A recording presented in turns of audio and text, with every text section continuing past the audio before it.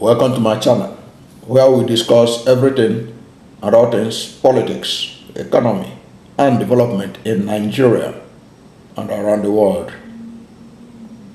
Lagos State, or Lagos, has been the capital of Nigeria since 1914. Much of the development in Lagos were instigated by the federal government of Nigeria since 1914.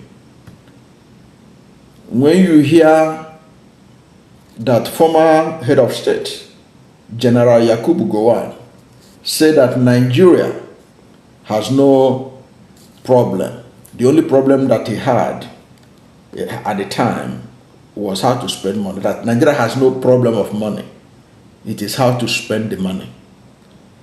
Over 90% of that money were spent in Lagos as the federal capital territory of Nigeria. Go and check out the bridges and everything that was built in Lagos over the years. So Lagos has been a beneficiary of our federalism, or federal system of government, for good or for ill. Even though our federalism is not perfect, but Lagos had been a beneficiary of the federal system of government, whereby much of the money of Nigeria was spent in developing Lagos. Similar to what is happening now in Abuja, where the bulk of our oil money is used in building all kinds of things inside Abuja.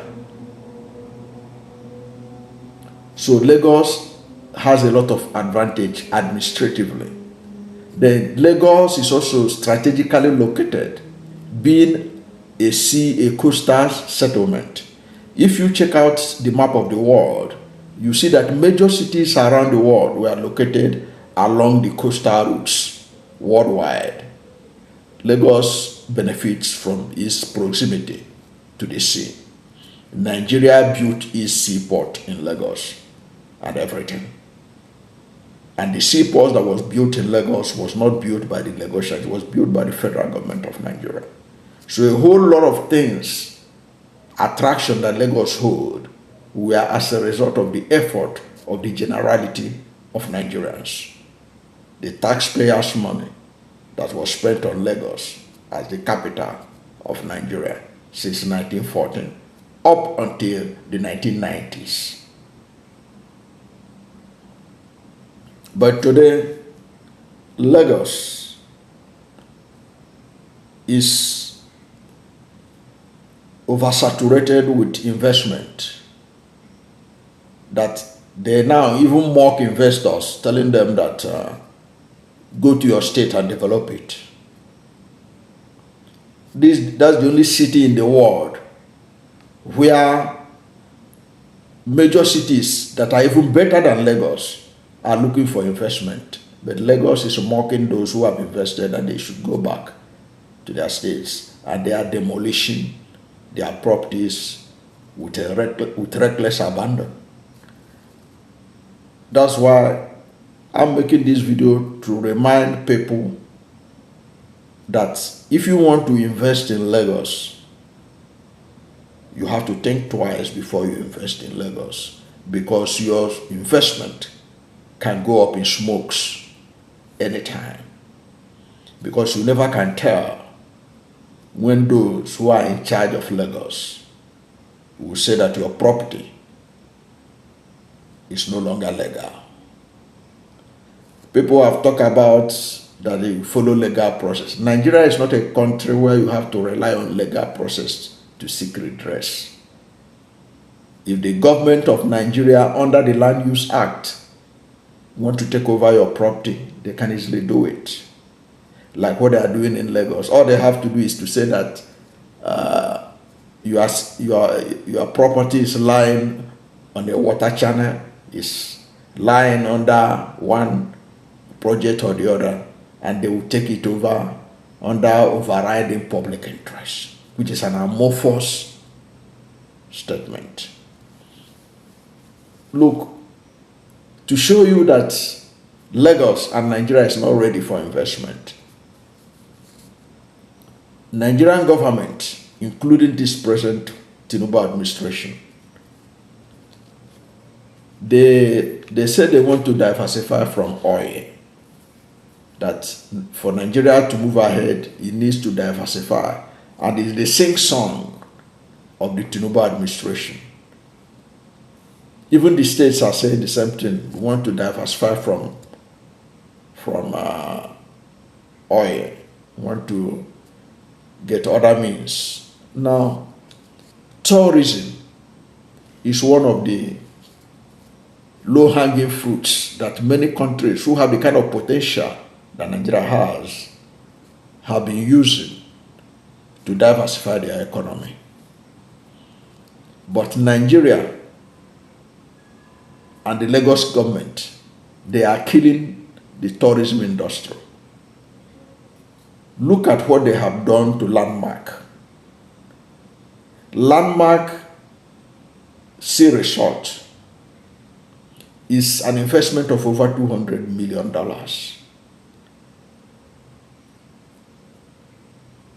That was a structure that was put under risk.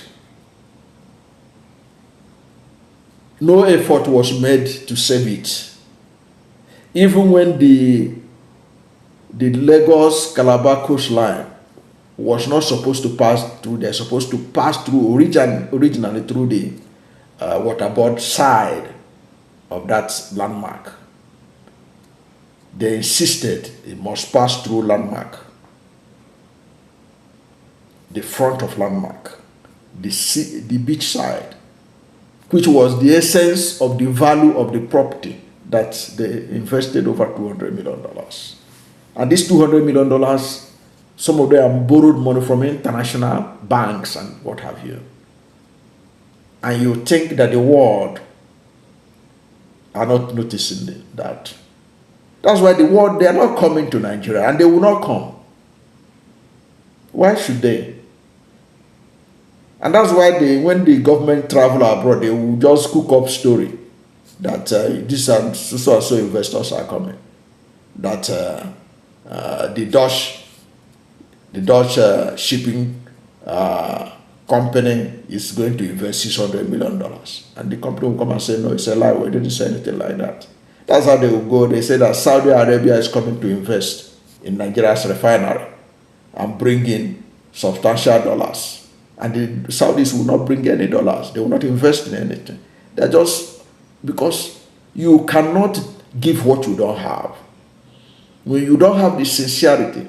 Now, if you look at the way they treated the owners of Landmark, why should any reasonable investor invest in Lagos or even in Nigeria in that particular set of business? Why? So if you want to invest in Nigeria, in Lagos in particular, you have to be very careful, because your investment can go down in smokes, and the banks that you borrowed money to set up whatever you set up in Lagos will be after you. And if you cannot pay, you may have no other alternative than, I don't know, maybe you do what the bankers and stockbrokers did in 1929 during the Great Depression in the United States. Maybe that's what you have to do. Because these guys, they don't have no mercy for anyone. So for you to invest in Lagos, you must realize that your investment can go up in smoke at any time. Unless you are ready to bear such a risk, don't bother yourself about investing in Lagos. Don't bother yourself about investing in Lagos. That's my own understanding, because the message that Lagos has sent is that it doesn't need investors. It doesn't need investors. And funny enough, they are looking for foreign investors. But the foreign investors have to also look at how the Lagos state government is treating the local investors to give them inkling on what could happen to them. Because if the judiciary in Lagos is in the pocket of the Lagos government, how can you as a foreigner invest in Lagos, and when you have a dispute with Lagos state government and you think you can get justice? It means you don't know what you are doing. Before you come from America with your millions of dollars to invest in Lagos, ask yourself if there is a problem. If that land that you bought in Lagos, you want to build a factory, you came from China, you want to build a factory.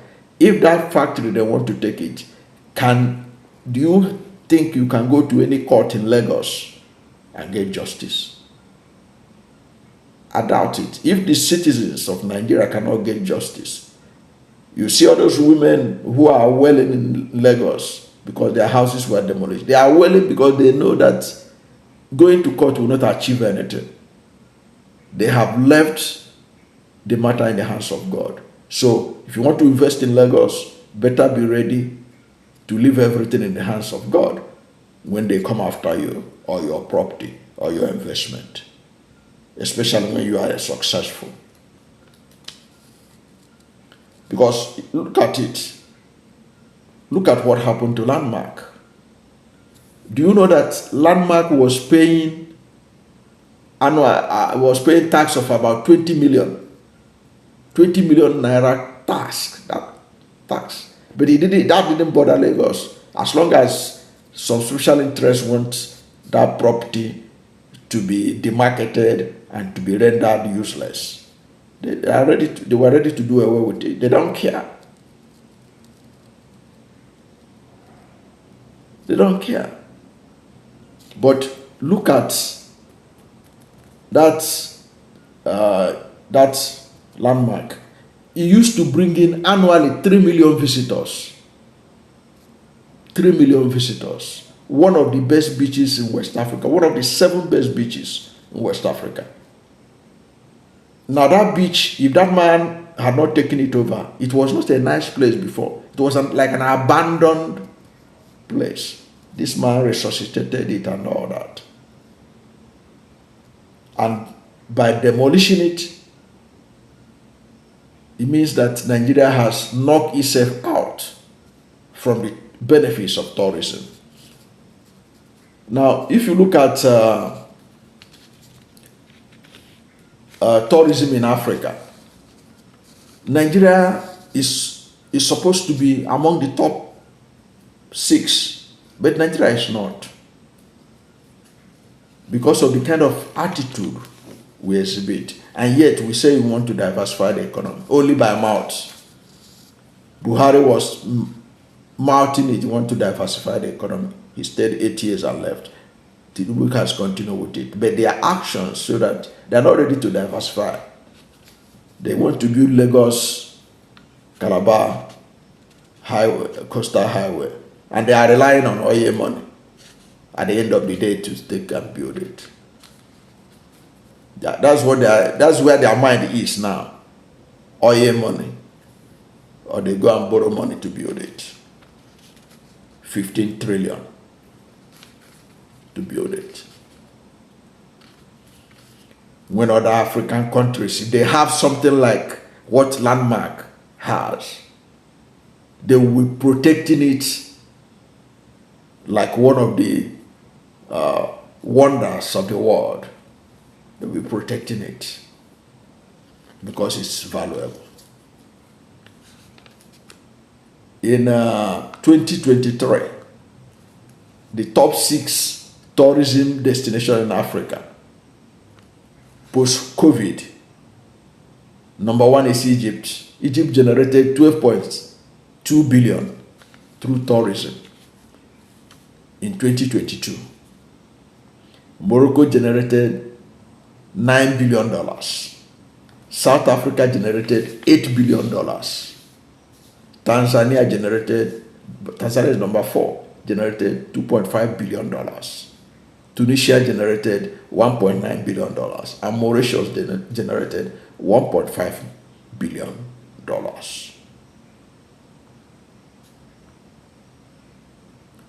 And Landmark was an opportunity to contribute to Nigeria having such a report. Now, these figures I gave you, they are from the United Nations World Tourism Organization. That's the data from them. But that project is gone now, literally. And you see what happened to Landmark, and you still carry your money and go to Lagos and buy property and develop it. And you develop 5-story building, 2-story building, 3-story building. You need to go and examine your brain. Don't do that. If you live in Lagos and you are looking for a personal house, don't build anything more than 2-bedroom. Because you want, at least because you want to have kind of a free mind, so that you will not be battling with landlords, so that you have a place you can stay. But don't build more than 2-bedroom. Don't build more than 2-bedroom. No matter how rich you are, don't build more than 2-bedroom in Lagos. If you are not from Lagos, don't build more than 2-bedroom in Lagos. If anybody comes to approach you to buy a property, duplex and other, don't buy. Find 2-bedroom. You are not better than Warren Buffett, one of the richest men in the world. He is still living where he was living for the past 60 years. So let not appearance be of any importance to you. Because the more you don't invest in properties that are not guaranteed, the more wealthier you are. Because the 5-story building you are building in Lagos has removed a lot of things from your wealth. Because let me tell you for free, wealth is unseen. Wealth is unseen. Riches are seen. Don't bother about riches. For people to say, yeah, this man has a mansion in Lagos. Don't bother yourself about that. Build only 2-bedroom flat that if they demolish it, you can easily get another place where you can build another structure and be living there until Lagos State government come again and demolish it. Don't build anything fanciful.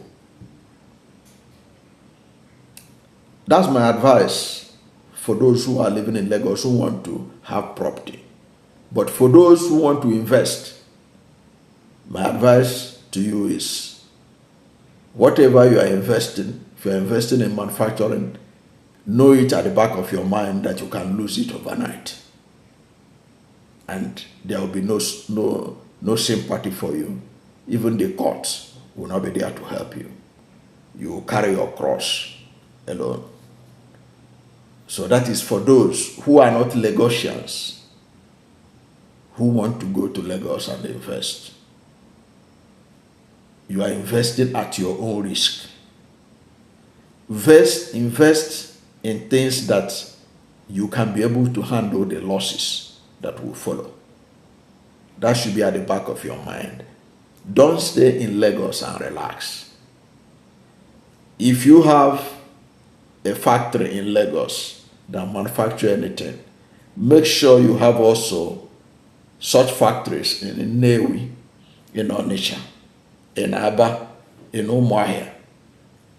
Decentralized. Now Aba is having steady power supply. You don't need to be in Lagos to manufacture.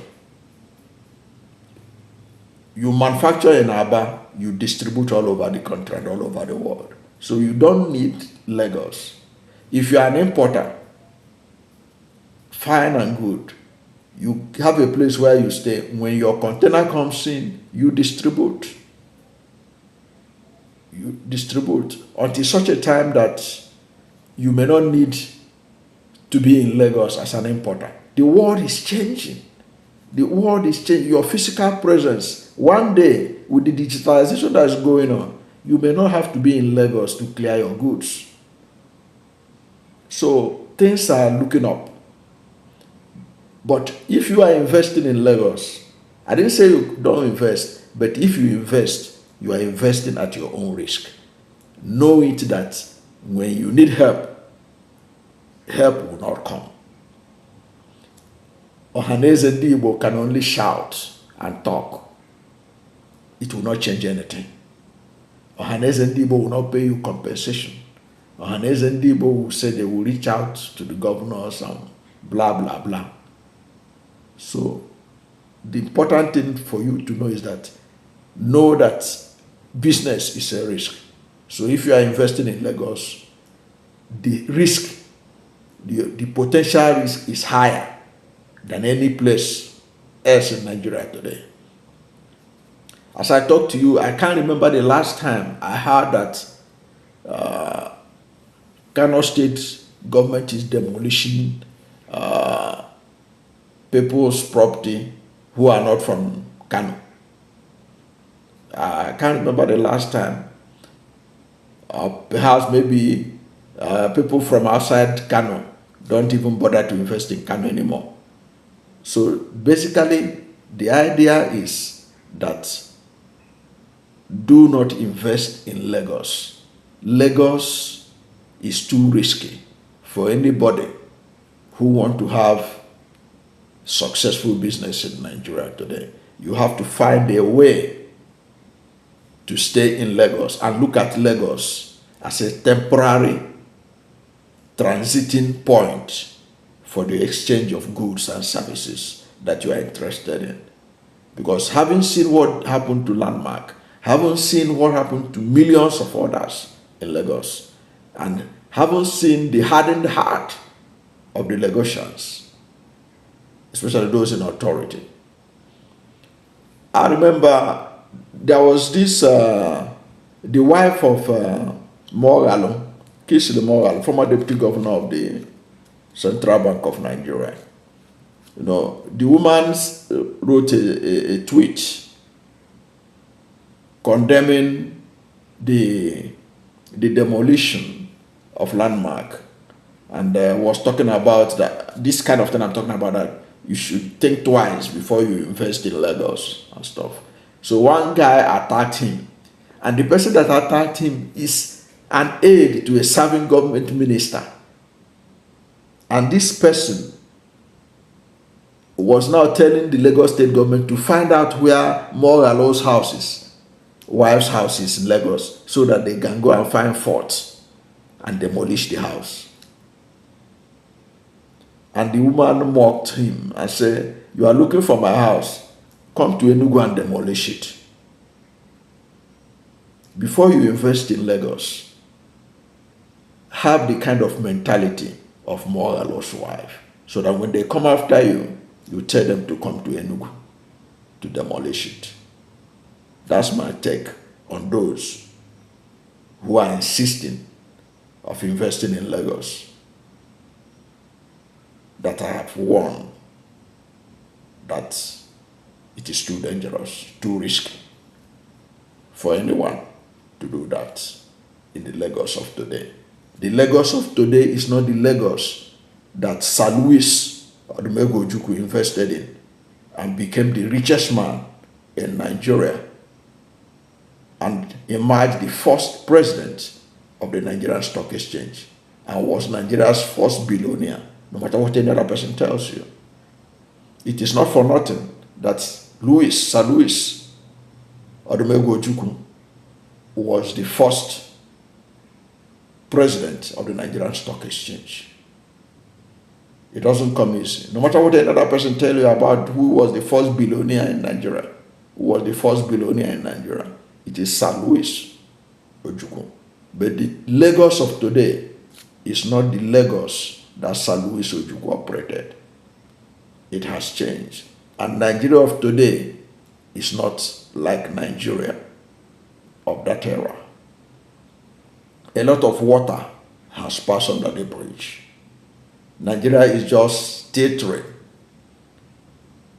to a direction that it will soon be clear to all Nigerians as time goes on. Thank you for watching this video. And if you are new to my channel, you have not yet subscribed to my channel, please subscribe to my channel. Hit the subscription button, hit the notification bell. When you subscribe to my channel and hit the notification bell, anytime I have a new video, you'll be among the first to know. God bless you. And please don't forget to like this video, because when you like it, Google will rank it high and recommend it for more people. Thank you, and God bless you and yours.